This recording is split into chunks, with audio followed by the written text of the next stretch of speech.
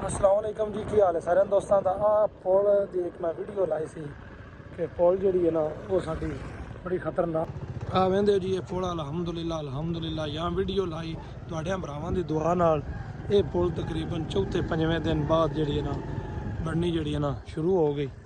ठीक है, आ भी रस्ता आगा जाता है तो आ पुल जी है ना कंबल बनती पई है जी सलाब न तबाह बर्बाद हुई सी कोट कादर बख्श वाले। हुण तो उस्ताद जी बड़ी वड्डी पुल बन गई है। क्यों उस्ताद जी, सड़क नालों चौड़ी नहीं? ये किन्ने फुट है? अंज 27 फुट। तो मेरे शक राह साडा जी आ सड़क साडी है 20 फुट है। 20 फुट ही है ना। चलो हुण मौज बन गई। हुण जिवें दिल ना पाई तो मुड़न।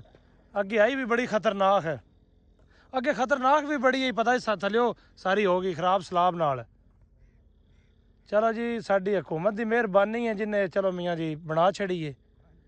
सलाब तो पिछे ये जगह भी वो बनाते पे हो, अगर कदा तोड़ जानियां दूआ पासों किनिया किनिया पिछे भी बना दियां।